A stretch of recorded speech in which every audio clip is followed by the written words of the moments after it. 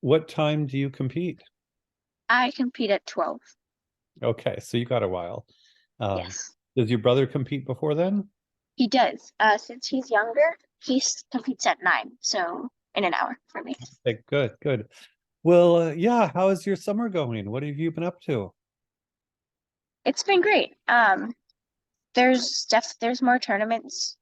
There's more tournaments just because it's summer, and we've been doing some of those.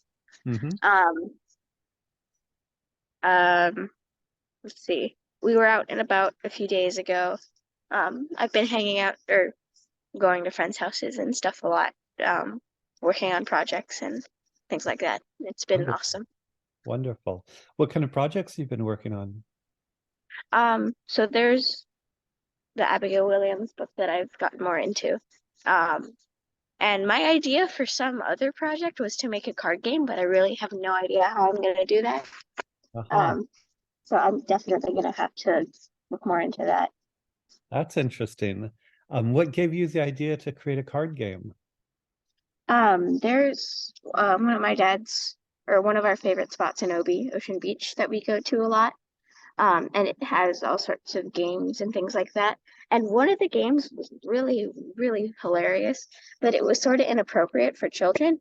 Mhm. So I wanted to make a version that was appropriate for children. Very. 'Cause it was really funny. Do you have somebody to work on that with you, or would you do it solo? Um, I mean, possibly my brother, and then definitely my dad.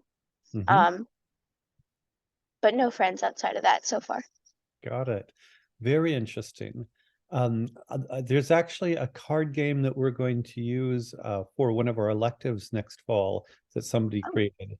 I will send you, there's a virtual version. There's actually a physical card version, but there's a virtual version. I'll send you a link and you can see it. And I have no idea if it's anything like what you're thinking about, but I think it is an interesting thing to create card games. And I think people need new ways to have fun together. So good for you.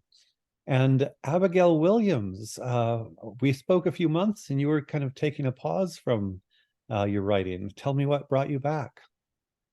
um, I was thinking about it, and I thought I had some really good ideas. Um, I want to have some kind of draft before August, Hmm.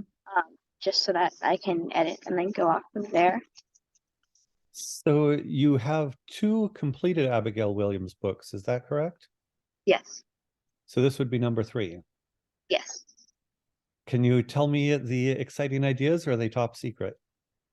Well, they're not top secret, but if you're gonna read it, which you might, I do want to keep them the surprise. Okay, no spoiler alerts allowed. Okay. Definitely. Um, we had talked about the oh, what is it? The pyramid? I'm forgetting what it's called, but the kind of narrative structure. Do you remember what I'm talking about? Somebody's arc or triangle or Yes, something. yes, triangular I just forgot pyramid. the name. One of us will remember it shortly. But remember, do you remember the pieces of that at all? Um, there was the beginning. Uh, I know rising action, climax,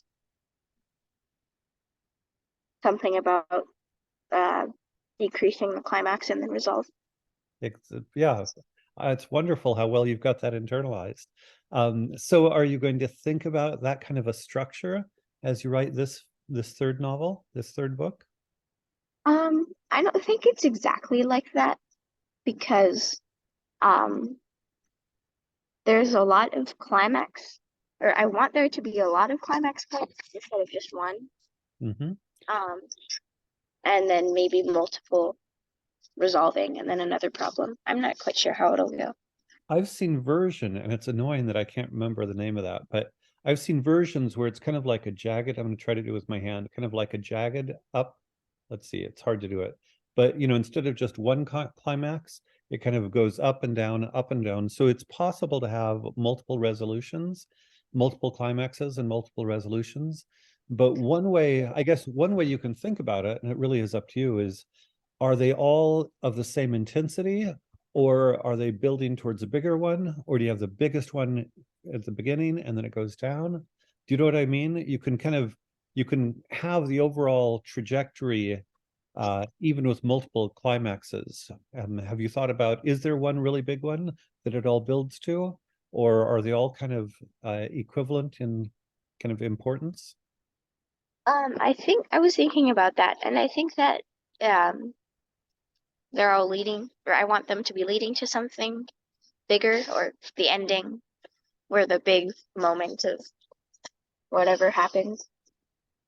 That's my instinct. I think one of the reasons this pyramid is often used is even if you have multiple climaxes building to the biggest one, I think having one real big one, there's this sort of emotional building. Does that make sense?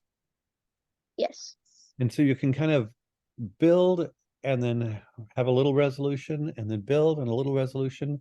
But I think it's more exciting if it's all building to something really intense at the end. Um, and it sounds like you have a lot of plot details decided, but you do not yet kind of have the overall arc. Is that correct? Yes.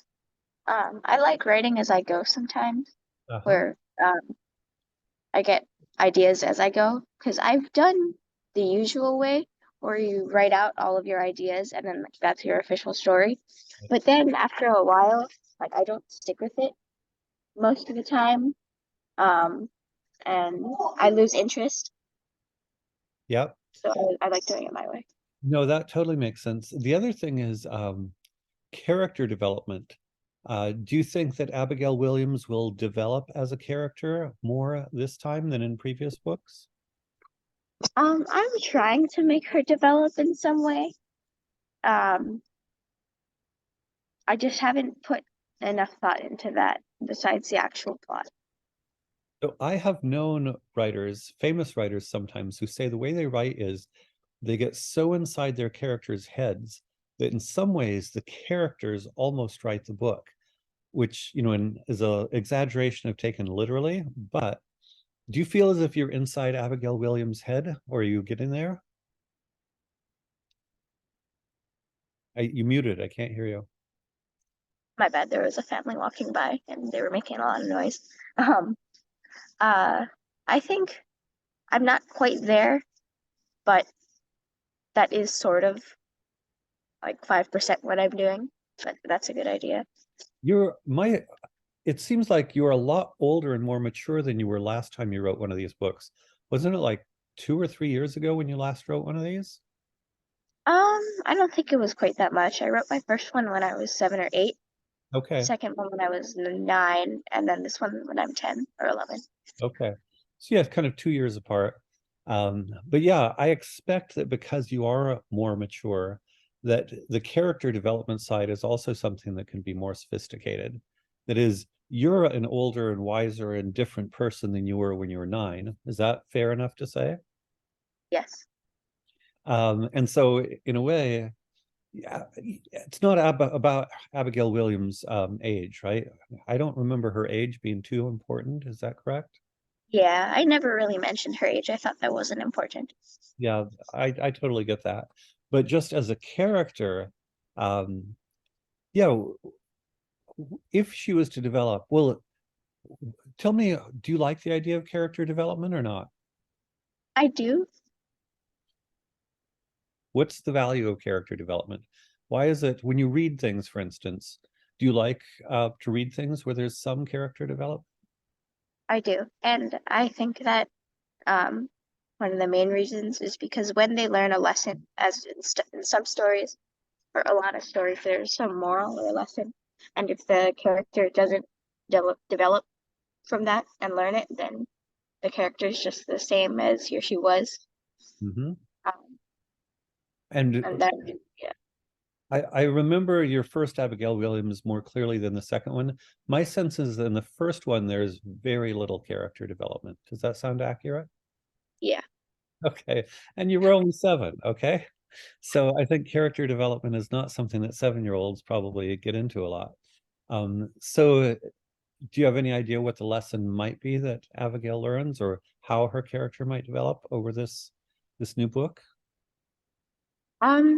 I have some sort of a plan on how I'm gonna do that. Um, I want there to be some sort of moral that kids could learn, Yep. but we'll see. Okay, no problem. So I'm excited to be back into writing. I was actually a little bit sad when, do you remember we were talking like 2 or 3 months ago and you said you're not interested in writing right now? Yes. Why was that? What changed? Um, I mean, to be honest, I think it was just because in my mind I already had two books and I wasn't quite sure what I was going to do with the third. Mhm. I mean, it took a really long time with a lot of delays, but, or not a really long time. It took some time with delay, that I started like forming ideas. But I think that now that I'm more back into it, I'm definitely on that train.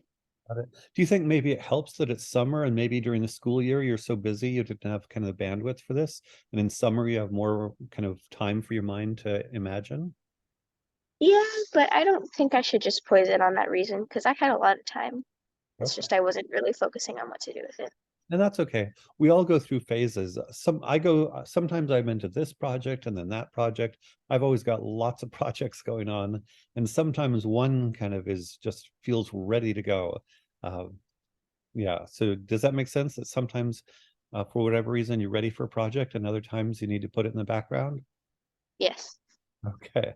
Well, cool. I'm so glad you're back into it, though. That's very exciting. And I want you to think about narrative structure and character development. Um, and just to check in, are you still working on Harvard CS50?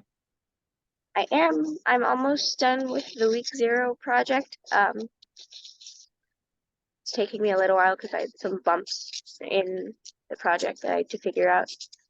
But it's okay. No problem. Bumps are good. Bumps mean you're struggling and learning. It's just like, I assume in jiu-jitsu, it's hard to have, I mean, it's good to have a challenge because challenges help you grow. Is that accurate? So I think it's just the same in anything. So in, you know, your Harvard CS50 and Scratch project, having bumps is good. It means you had to learn. All right, in which case, I wish you a really great competition today, and I can't wait to hear more about your book developing over the summer. Okay? Ah, thank you, Michael. You're welcome. Take care. Bye-bye.